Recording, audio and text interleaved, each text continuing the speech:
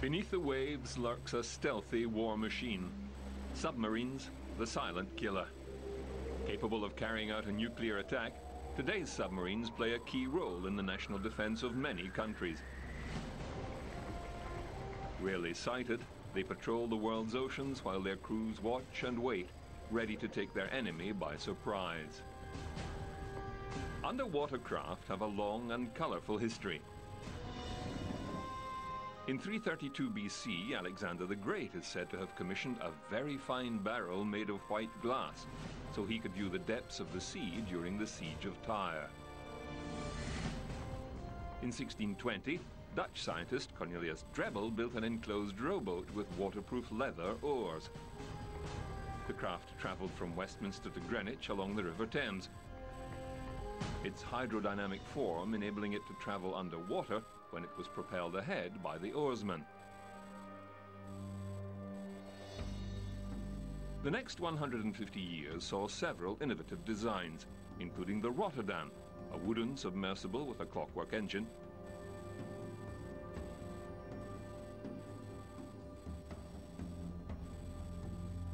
and Giovanni Borelli's diving bell, in which the passenger would inhale oxygen via a breathing tube.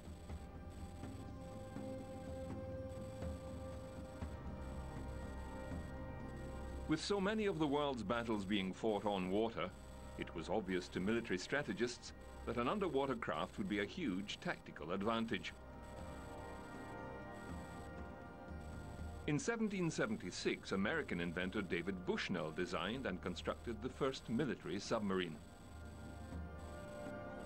Known as the Turtle, the tiny craft was intended to break the British naval blockade of New York Harbor during the War of Independence by setting explosives on the ship's hulls. The plan failed, but the idea of using a submersible craft to carry weaponry gained momentum. In the 1790s, at the request of French Emperor Napoleon, American engineer Robert Fulton built the Nautilus, a metal submarine powered by a surface sail. When the craft was submerged, a leather snorkel tube delivered air to the occupants. Fulton also had success with carcasses, his term for floating explosives that could be towed by the submarine and used against ships. The American Civil War saw the first practical examples of submarine warfare. The American Navy commissioned the Alligator in 1861 with plans to use the iron submersible to destroy bridges and boats with limpet mines. But the craft sank in bad weather less than a year after its launch.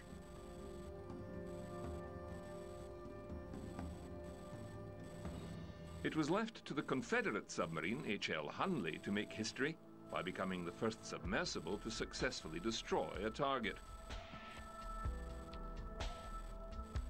On February 17, 1864, the Hunley blew up the Housatonic, a sloop of war moored at the entrance of South Carolina Harbor with a torpedo, fatally damaging itself in the process.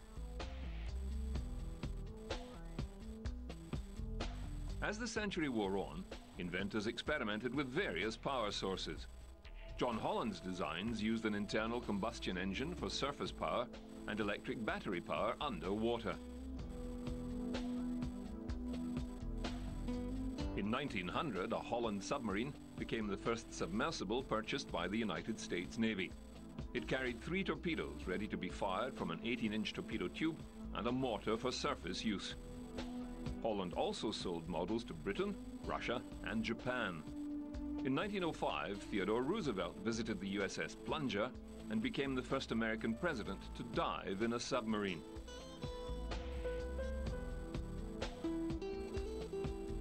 Roosevelt told a reporter, "I went down in it chiefly because I did not like to have the officers and enlisted men think I wanted them to try things I was reluctant to try myself." I believe a good deal can be done with these submarines, although there is always the danger of people getting carried away with the idea and thinking that they can be of more use than they possibly could be. The Plunger was a 107-ton Holland-type submarine that served on experimental torpedo duties at Rhode Island and as a training craft for sailors learning the new skill of submarine warfare.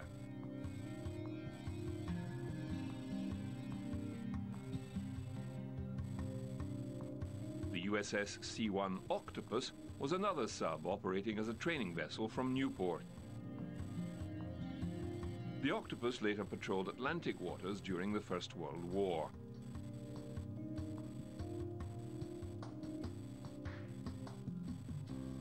Another important submarine pioneer was American inventor Simon Lake. Inspired by Jules Verne's science fiction tales of submersible voyages, Lake patented more than 200 advances in naval design, including the Protector, the first submarine to have diving planes mounted forward of the conning tower and a flat keel. His company secured a number of contracts from the US Navy, such as the SEAL G-1, that featured, in addition to the fixed torpedo tubes on the bow, 4 torpedo tubes on her deck that could be positioned and fired even when the submarine was submerged. The SEAL could dive to a record 256 feet and had a top speed of 14 knots when surfaced and 10 knots underwater. 4 300 horsepower gasoline engines and 375 horsepower electric motors powered her twin screws.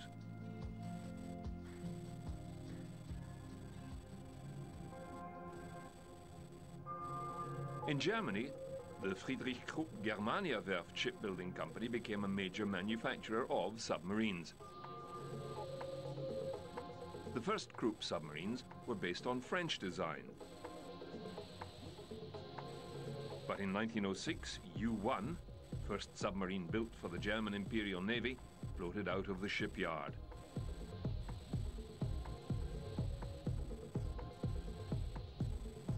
German U-boats later became key strategic players in First World War hostilities, prowling the Atlantic in search of merchant and passenger ships.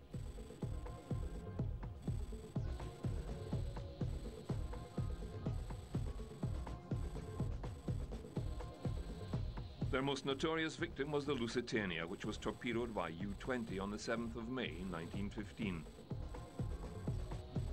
The luxury liner took just 18 minutes to sink under the Atlantic waves, taking more than 1,000 people with her.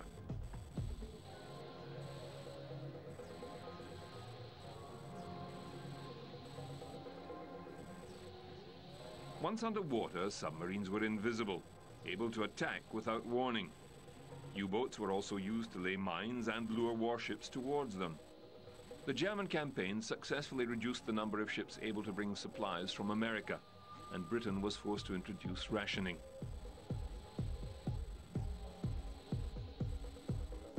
To thwart submarine attacks, naval boats would pump smoke through their funnels to create a smoke screen that shielded the vessel. Submarines themselves were vulnerable to attack from aeroplanes, so they sometimes hoisted sails to look like a sailing boat from the air.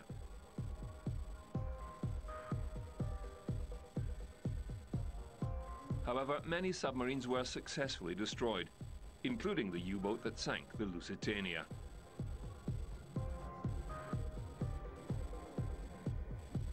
In 1917, HMS Prize, under the command of New Zealander William Saunders, successfully repelled an attack from German submarine U-93, which sank after being hit by a shell at close range.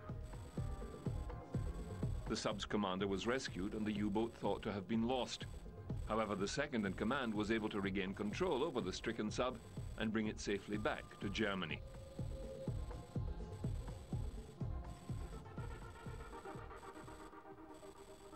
French submarine building picked up speed after the war, and the country developed the Redoutable class. These vessels were designed for long patrols with a range of 14,000 nautical miles, traveling at 7 knots above water and 90 nautical miles submerged. Powered by 2 diesel 4,300 horsepower and 2 electric 1,200 horsepower engines, the subs could submerge to a depth of 80 meters and had a top speed of 17 knots.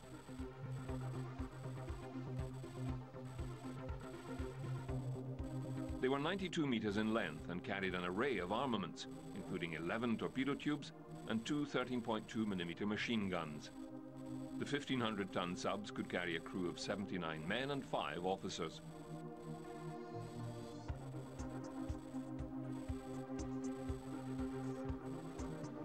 Submarines from this class included the Action, launched in 1929. This vessel was later pressed into service by the Vichy French administration and sunk by British destroyer HMS Westcott off the coast of Algeria during the Allied invasion of North Africa in 1942. There were no survivors. Type 1 of the Redoutable class were oceanic submarines. Type 2 were coastal, and Type 3 were mine layers. Many saw action in the Second World War, but only 4 survived the conflict. Further additions to the Redoutable class included twin subs Le Héros and Le Centaure, which were launched amid great fanfare in 1932.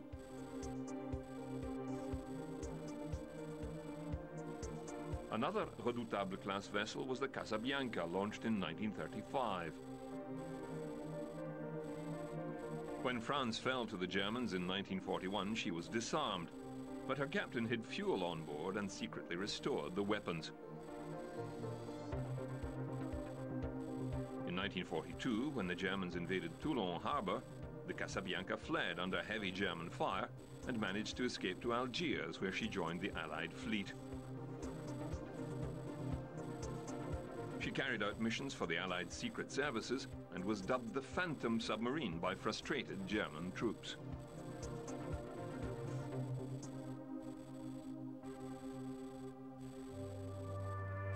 In 1933, Universal newsreel cameraman Mervyn Freeman risked his life to take footage of diving maneuvers.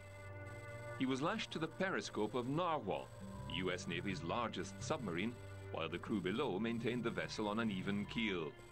Named after a whale, the Narwhal was launched in 1929, with similar specifications to the Redoutable. She was the lead ship in her class and spent the first decade of her life in Pacific waters, patrolling from Seattle to Hawaii. In 1941, the USS Narwhal was caught in the attack on Pearl Harbor, where she destroyed 2 Japanese torpedo planes. The sub then carried out attacks on Japanese ships, damaging the Majumaru and sinking the Takimaru. After many successful wartime sorties, USS Narwhal was decommissioned in 1945. Even in peacetime, serving on a submarine was fraught with danger.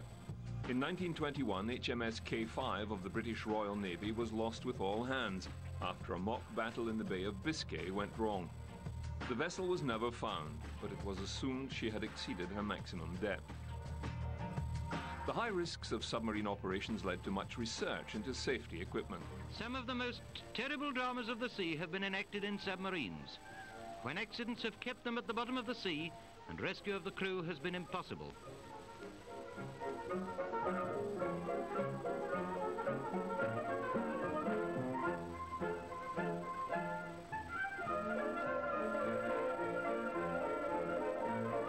Various methods have now been adopted for safety of the crews, and this Italian device is perhaps one of the most important. One contraption tested in 1934 involved placing a man in a hermetically sealed cylinder, then shooting him up to the surface. The cylinder could then be returned to the depths to collect more sailors.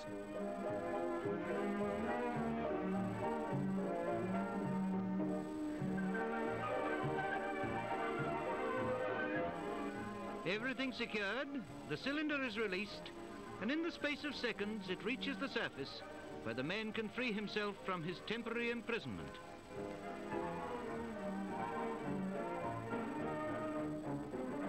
However, with up to 80 men on board and little time to prepare, such an escape route was never going to be practical in everyday operations. The British Admiralty also worked hard on developing safety techniques.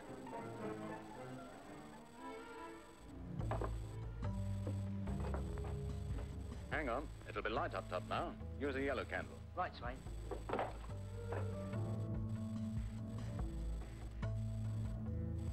Candles marked the location of the distressed vessel. So could oil flush through the sewerage system to create a slick on the waves above the stricken sub.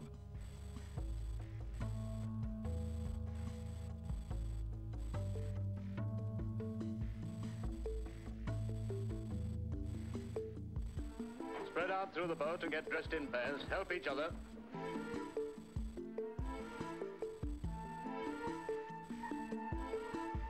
Submarine immersion equipment was intended to provide protection from cold waters in case evacuation was necessary. With dyes staining the water overhead, it was hoped that rescue could be quickly accomplished.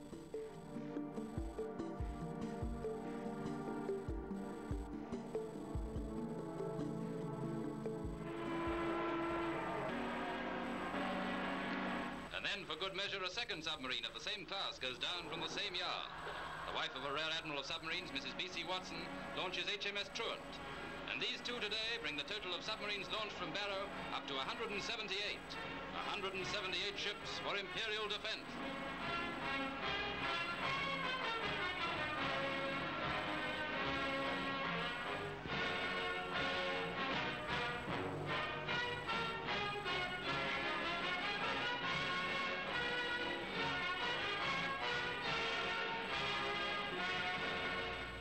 By the time World War II broke out, the Germans were the undisputed masters of the U-boat.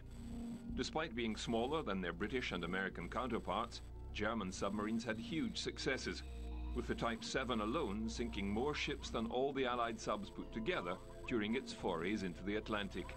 Nazi submarines, now berthed on the conquered coast, set out to starve the British people into submission. And why did they pick Norway? Its many steep inlets or fjords would make excellent U-boat bases, from which raiders could prey on British supply lines. The Type 11 prowled from Germany to the Far East, striking terror in the hearts of Allied seafarers. German submariners had a reputation for clean fighting, and often went out of their way to rescue enemy combatants following a sinking. After the war, several U-boat commanders went on to have exemplary careers, serving in NATO as part of the West German Navy. This is a two-man submarine captured in the attack on the American fleet in Pearl Harbor. The concept of a mini-sub started with Italian development of a human torpedo in the 1930s, an explosive maneuvered by frogmen. Soon the British, the Germans and the Japanese developed their own miniature submarines, including the Kohyoteki, a single-hull electric-powered craft that could reach a top speed of 19 knots underwater. Equipped with two 17.7-inch torpedoes, 50 Kohyoteki were commissioned and took part in raids on Pearl Harbor, Australia and Madagascar, as well as seeing action in the Pacific. The Otsugata Type B followed, the first of its kind powered by a diesel engine. The Germans developed the Neger, a submersible built around a G7E torpedo, equipped with a plexiglass cockpit. But the mini-sub was a death trap for its operator. Of the 200 delivered to the Navy, 120 were lost at sea.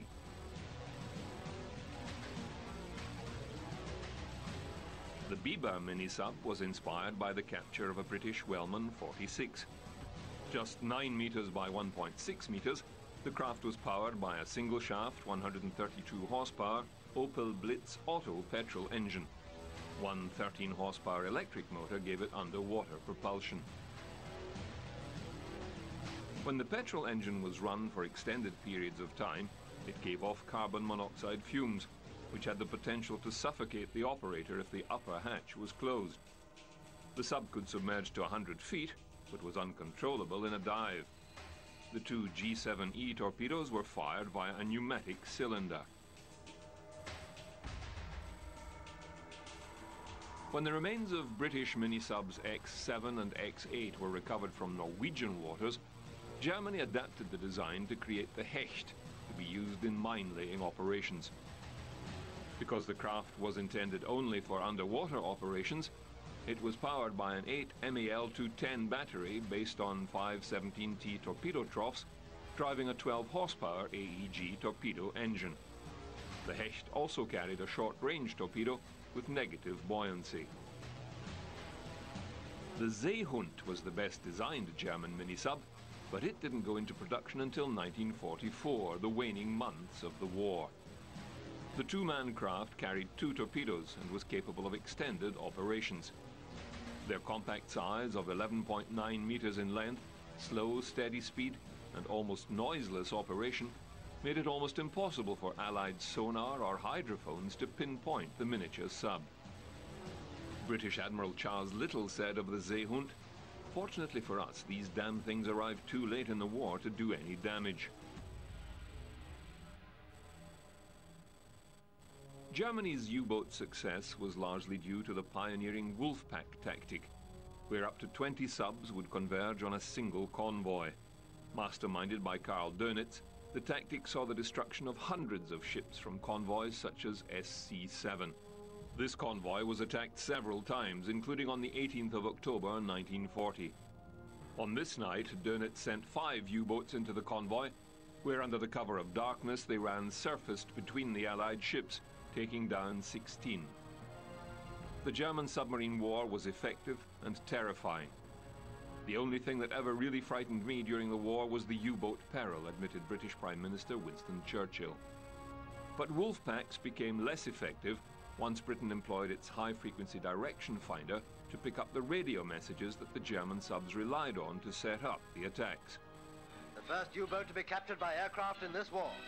You will recall the story of how the Hudson attacked the submarine and forced it to surface, and then kept guard until the Navy arrived.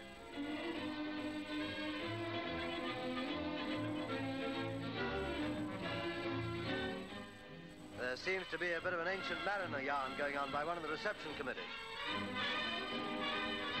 Shut up. However, the United States adopted the tactic for its war in the Pacific and successfully decimated the Japanese fleet.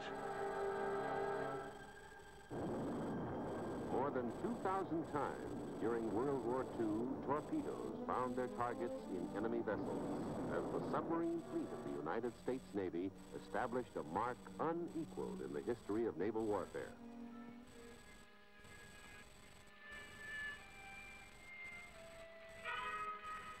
Up periscope.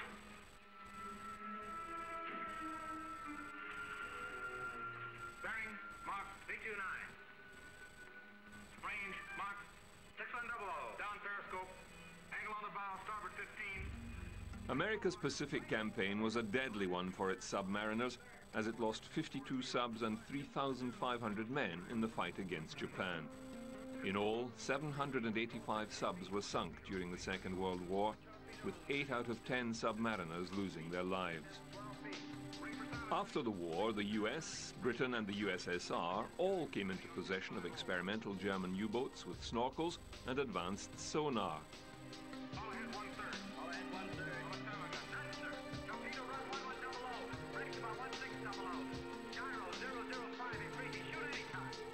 Palau-class sub the USS Cochino was fitted with passive sonar, enabling her to listen underwater in silence, without emitting the audible pings sent out by earlier model subs. Cochino was the last American submarine commissioned during the war. She was converted to greater underwater propulsion power, or guppy, and given a snorkel pipe that would take in fresh air, run the engines, and expel engine exhaust without surfacing.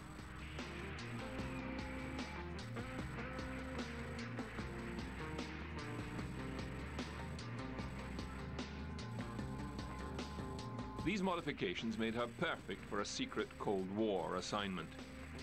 In 1949, Cochino was sent to spy on the Soviet Northern Fleet inside the Arctic Circle near Murmansk.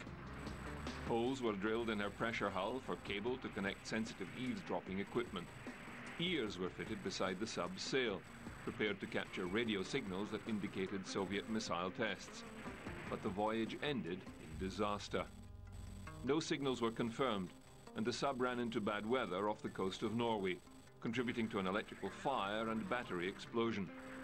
The crew was forced to evacuate to sister sub, the USS Tusk, and the Cochino sank to the bottom of the sea. 7 people were drowned during the rescue. The post-war nuclear age transformed submarine technology. Not only were submarines designed to carry and fire nuclear weapons, nuclear power was used to propel them huge distances at high speed. The first nuclear-powered submarine was the USS Nautilus.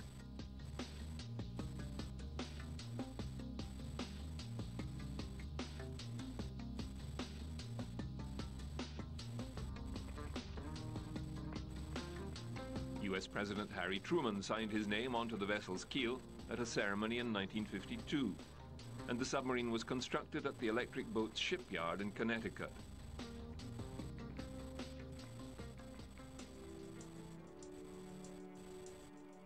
Much of the research for the craft's atomic power plant was carried out at the National Reactor Test Center in Idaho. A full-size duplicate of the Nautilus engine was constructed and tested.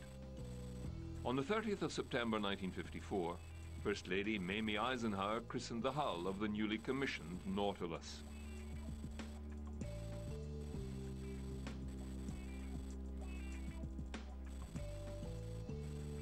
Well, Doctor, this simplified diagram of the USS Nautilus, the world's first atomic power... The Seawolf was the second nuclear submarine commissioned by the U.S. Navy. It was the first and only submarine built with a liquid metal nuclear reactor. The liquid sodium plant was more efficient than a water-cooled reactor, but potentially more dangerous for the ship and crew. Testing of the power plant took place at KAPL, the Knowles Atomic Power Laboratory, operated by General Electric. Hundreds of nuclear scientists developed a full-sized nuclear reactor to observe the chain reaction of nuclear fission that would be used to power the giant submarine. Both the Nautilus and the Seawolf were huge steps forward for the nuclear industry. Unlike nuclear-powered aircraft, nuclear-powered subs became a viable proposition, and the technology is still used today. A documentary produced by the California Academy of Sciences in 1956 enlisted renowned submariner Fleet Admiral Chester Nimitz to explain the principles of submarine operations. Well, the submarine has two systems also. On the surface, she uses her diesel engines, which can generate about 6,500 horsepower and propel her at a speed of about 20 knots. For surface propulsion, she has enormous storage batteries all along the keel here, which produce power for driving her submerged. Well, in other words, then, if you didn't have one of these snorkels and you wanted to go below the water, then you'd have to use the batteries for that sort of work. That's correct. The Admiral also demonstrated how periscopes operate. Right into the camera. You have a cutaway model there. Perhaps you could demonstrate how this periscope operates. Well, this cutaway model will show sufficiently well the principles of the periscope. In a submarine, the periscope is a 40-foot steel tube. The commanding officer looks into this prism here, and the line of sight goes up and strikes this prism here, and so on out to the floor to the surface of the ocean. This prism may also be tilted so that you can search the sky for planes. Well, suppose we go now back to the training facility at Mare Island and see how the periscope would actually work. And here we see Lieutenant Commander D.T. Morris going through a periscope drill, and the command, of course, is up periscope. The skipper's first duty, as soon as the periscope comes above water, is to make a full 360-degree sweep of the horizon, to scan the earth off of the surface of the sea in all directions. He then focuses on his target. The next command we will hear is range mark, and following that, bearing mark. At these commands, the assistant approach officer, in this case Lieutenant Ware, takes note of the range to the target and her bearing on the azimuth circle. A good sonar operator can tell the difference between the propeller sounds of a carrier and those of a destroyer. And of course, we should mention that the sonar system also is able to send out supersonic waves, and those go out and hit an object and bounce back to the submarine. And by the interval of time elapsed from the time they leave the ship until they come back, we can calculate the range. Just how far away that object might be. Well, suppose we listen to some of the things we might hear from a submarine if, for example, we were listening to a commercial ship, such as a freighter, the sort of a beat that we would hear from the propellers.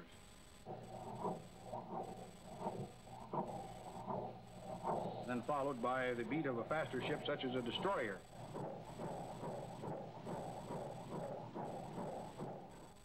In 1956, year of Cold War, America produces an answer for the future.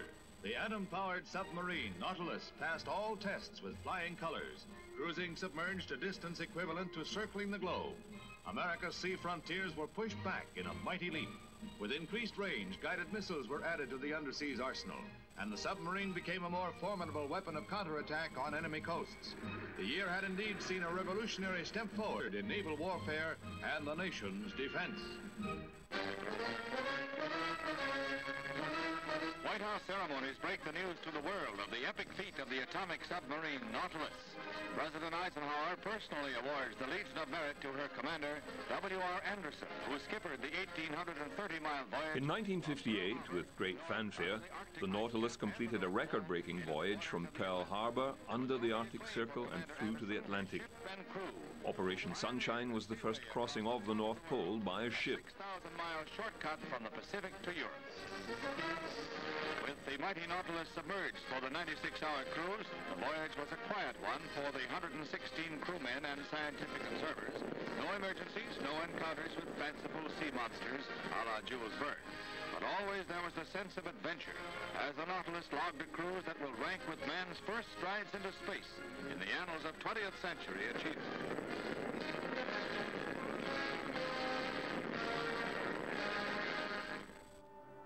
Commander William Anderson skippered the sub on its voyage that included 1,590 nautical miles submerged under ice. It was a dangerous expedition, as authorities were unsure whether the vessel's gyro compass would operate correctly under the ice. The submarine only carried enough breathing apparatus to save a third of the crew if there was a loss of oxygen. Fortunately, the sub's voyage was a success, and the Nautilus made many more in future years, shattering speed and distance records.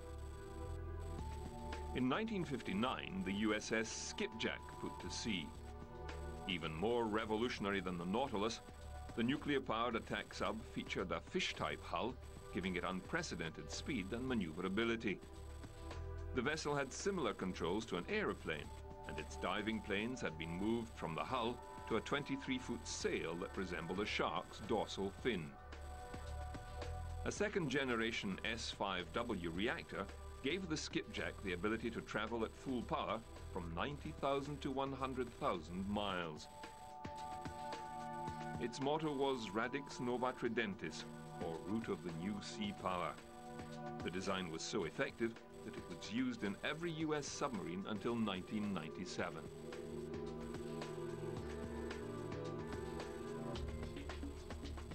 The first sea trials of the nuclear submarine Skipjack, an even more revolutionary craft than was the Nautilus, thanks to its fish-type hull, which gives the Skipjack sensational undersea speed and maneuverability, far greater than any U-boat before.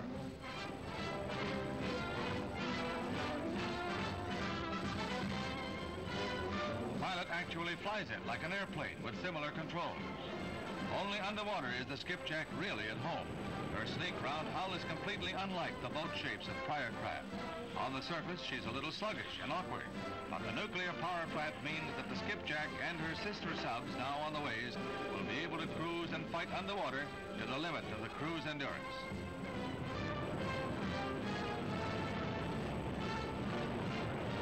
Defense Department films show the debut of the true submarine of the future. The following year, the world's largest nuclear sub, the Triton, circumnavigated the world underwater, following the route taken by 16th century explorer Ferdinand Magellan. Operation Sandblast was a top-secret voyage of 84 days that took the monster sub across the globe under the command of Captain Edward L. Beach. The only unauthorized person to see the Triton on its record-breaking voyage was a young Filipino fisherman, Rafino Bering. He later said he thought he'd seen a sea monster. I was very frightened. I tried to get away as fast as I could. Triton surfaced off the coast of Delaware on May the 10th, 1960, to a rousing welcome, the skipper receiving a Legion of Merit from President Eisenhower. The voyage was intended to boost American prestige in the world and send a triumphant message to its enemies. 2 months later, a Polaris nuclear missile test from the USS George Washington served the same purpose. The test firings were the culmination of a program to combine the stealth and speed of a nuclear submarine with the power and range of an intermediate-range ballistic missile. The Polaris was a 2-stage solid-fuel nuclear-armed ballistic missile about 20 feet in length, with a range of 1,000 nautical miles. On July the 20th, 30 miles off Cape Canaveral, the George Washington submerged 50 to 60 feet below the surface and fired the first nuclear missiles from a submarine.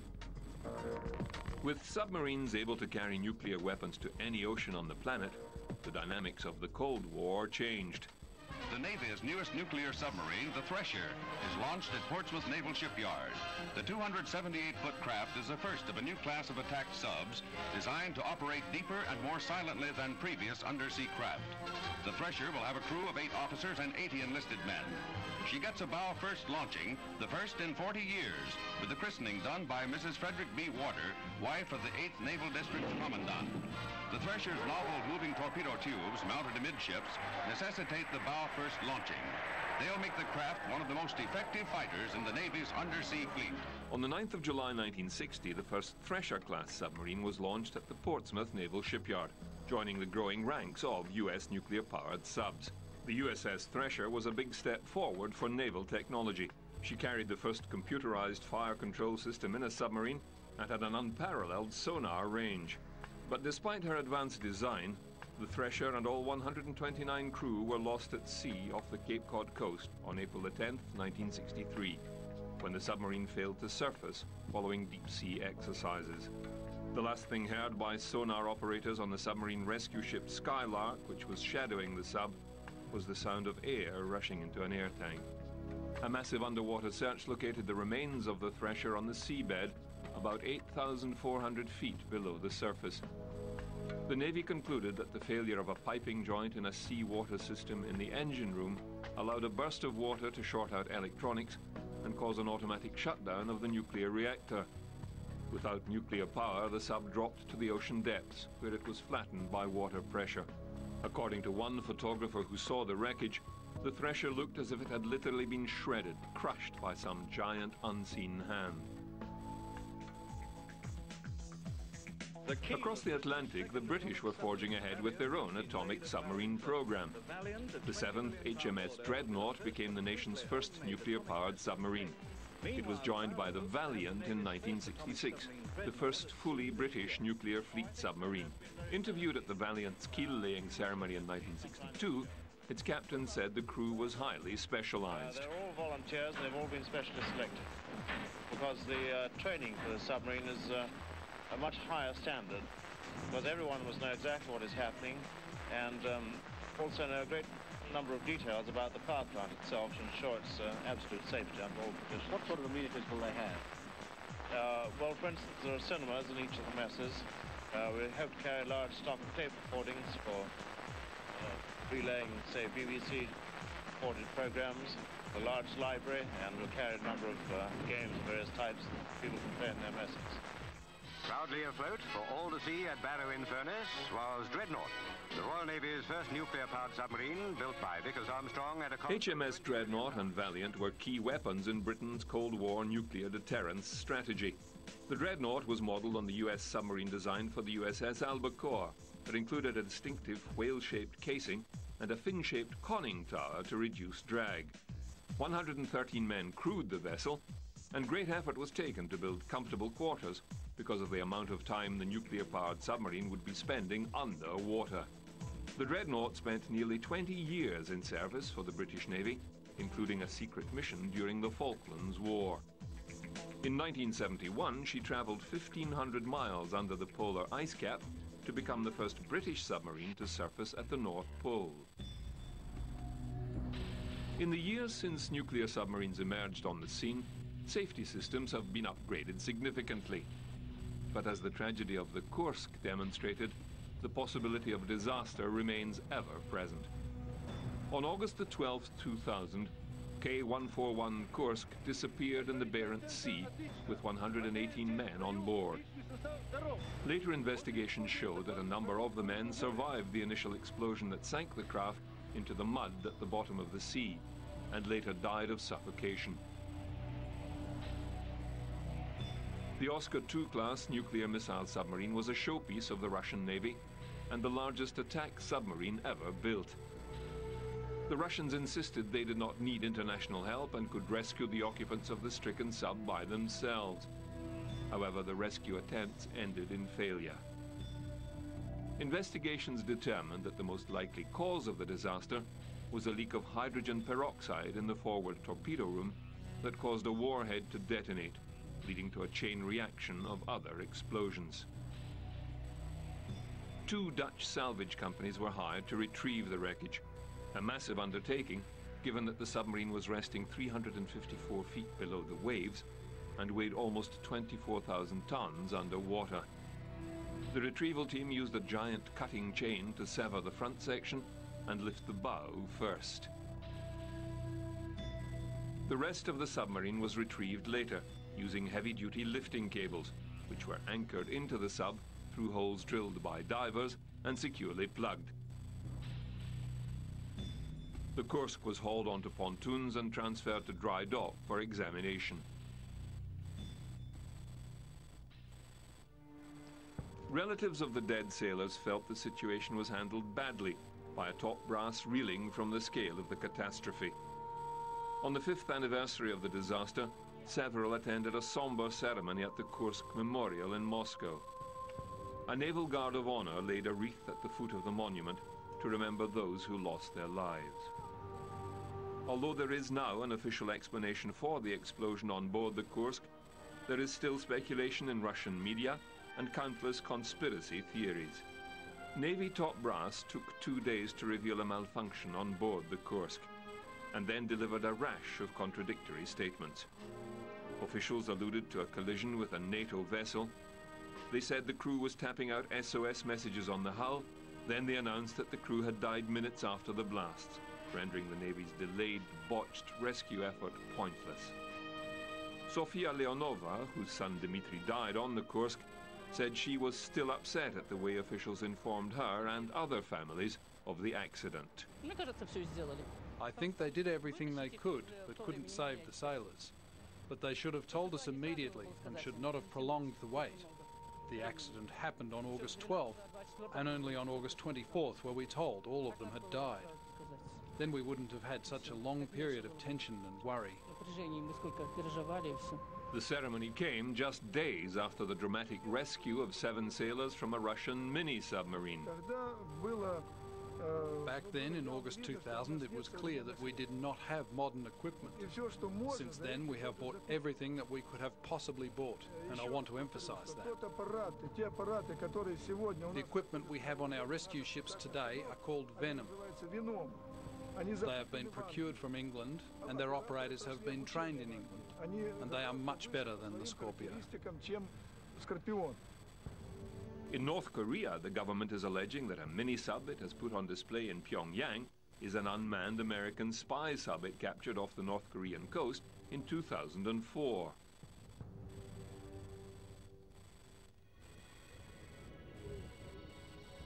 Large submarines are also still a key component of the US Strategic Defense Plan, but their focus has been overhauled in line with new priorities. During the Cold War, the USS Florida prowled the oceans, equipped with Trident nuclear missiles, ready to carry out an attack at a moment's notice. In 2006, the 18,000-ton sub was converted from a ballistic missile-capable submarine to a guided missile submarine, making her one of the US Navy's most advanced ships. One of the Ohio-class submarines, the Florida is now capable of launching up to 154 Tomahawk missiles. The vessel measures 560 feet and has a cruising speed of 20 knots. It's also equipped with 2 lockout chambers that can rapidly deploy a team of up to 66 sea, air, and land special forces. Navy SEALs can be secretly dispatched to volatile regions anywhere in the world. Inside, the submarine is a hub of activity, as its 135 crew go about their daily tasks. Dive! Dive! Despite the cramped conditions, everything runs smoothly. The submarine's captain, Bill Traub, has overall responsibility for the vessel. The ship is very special because it's got the latest technology. It's got an incredible ability to communicate even when the ship is submerged, much more so than other submarines. In the conversion process, the ship was converted to be a very good platform for special operations forces and for land strike with conventional missiles. Captain Traub says the Navy regularly collaborates with other countries to improve security in the wider region. One of the other things that we do here in the region is working with other nations, working with the U.S. Navy, and we add additional capacity. So as a submarine here in the region, and as this specific submarine, we're able to take away some of the burden from some of the other allied navies, take away some of the burden from other U.S. ships in providing security to the region. And again, this is the ship has got such a greater capacity that we can let some of those other ships take on some other missions that they're now fulfilling, because we have the ability to fill that role. The Florida is currently deployed in the eastern Mediterranean. Missile tubes have been converted to allow Navy SEALs to exit and enter the sub. They may swim out in diving gear or onto specially designed mini-subs. Living conditions on board the Florida are certainly not spacious, but crew members still try to make it home-like. This is my three boys. This is my oldest, Troy, and this is Trevor. And then little baby Trent, which he's trying to stay in the Air Force with some help.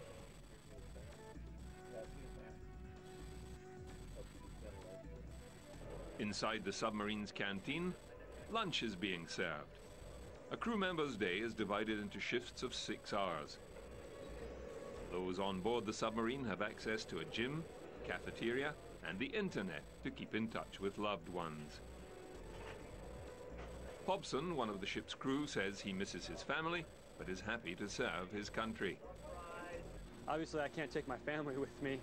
I'm married and I have 2 kids, so that is one of the things I do miss, is just being with my family and having that time. But when I'm out to sea, I'm serving my country, and so that's what I'm here to do. He adds that his rigorous training has prepared him to face most of the dangers he may encounter. There's lots of dangers to being on board a submarine, obviously, because we are under the water in an enclosed space. So there are threats of fires and that nature, but that's not a big deal because we are trained to combat those casualties. As lunchtime comes to an end, it's time for the crew members to head back to their posts and continue with their jobs. Everyone on board a submarine actually volunteers to do the job, and they go through a rigorous training and qualification process so that we can prove to our superiors and the government that we can do our job on board the USS Florida. Kirkpatrick says email helps him keep in touch with his family. For us keeping in touch with the outside world here on USS Florida, we have a couple of different avenues that we can take. We have email, which is wonderful on board USS Florida. When I first joined the Navy, we didn't have email, so that's wonderful. Also, as far as getting news and sports, we get what's called messages on board. As well as allowing submariners to keep track of what's happening on shore, new technologies are transforming submarine sonar systems. The Surveillance Towed Array Sensor System, SIRTAS, low-frequency active sonar, currently in use in the U.S. Navy, sends extremely intense bursts of sound between 150 and 180 decibels at low frequencies into the water via a cable attached to an underwater speaker. But some experts are concerned that LFA sonar could be harmful to underwater mammals such as whales, which rely on their hearing and vocalizations for breeding, migrating, and feeding. Introducing this intensity of sound into the ocean potentially affects not just marine mammals, but fish eggs, and the integrity of the oceans as a whole. It's a very, very complex ecosystem, and if you begin to interfere in a significant way with 1 or 2 or 3 levels of that chain of life, you can upset the entire balance. But the Navy says that the decibel level is roughly equivalent to that found in the front row at a rock concert. You take the worst case as far as the energy right next to a transducer and you magnify that through the world and you put something else next to it, and yes, you can get a lot of deleterious effects. But if you look at how LFA really is going to be utilized and operated, and you look at the effects of how sound travels through the ocean, what animals are doing, you take a big picture look at that scientifically, and it doesn't really look nearly as bad as some people make it out to be. The The sound bursts are used to detect very quiet diesel, electric and nuclear submarines, which the Navy says are difficult to find using conventional passive sonar. There's 150 seismic survey vessels primarily looking for oil or exclusively looking for oil, which are considerably higher, 10, 15 dP higher than Surtas LFA, and they're pinging all the time. As technology evolves, submarine developers continue to test and monitor new equipment to ensure it can safely share the seas with underwater creatures. Off Hawaii, the USS Pickerel, a guppy snorkel sub, prepares to test its power and toughness. It'll plunge down 150 feet to gain momentum for the greatest leap ever made by a sub.